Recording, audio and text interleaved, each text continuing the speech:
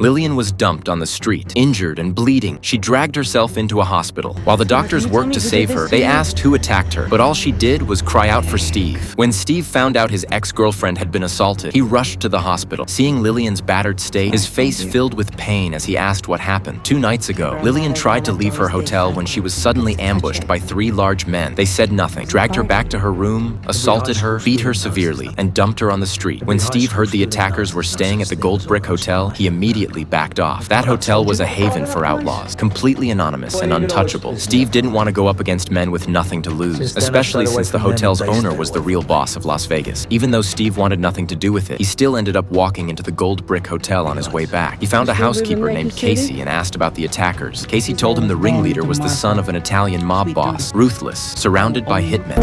Fuck with these guys. Taking her advice, Steve stepped away from Lillian's situation and headed straight for the casino to blow off steam. He exchanged $100 for chips and started playing blackjack. Just as he was about to lose everything, he suddenly had a flash of inspiration. Steve borrowed $10,000 from Danny and rushed back to the table. With a few bold plays, he began winning big. Crowds gathered, thinking they were watching the next gambling legend. With his stack growing, Steve eventually hit $500,000. He went all in on one final hand. When the cards were revealed, he won again. The entire crowd erupted in cheers. All Steve had to do was cash out, and he could finally buy the yacht he'd always dreamed of. But standing at the counter, he hesitated. Steve had grown up in Vegas. He'd always dreamed of escaping, but now that he had the chance, he realized that outside of Vegas, he was nobody. This is no one, dude. Fuck your money.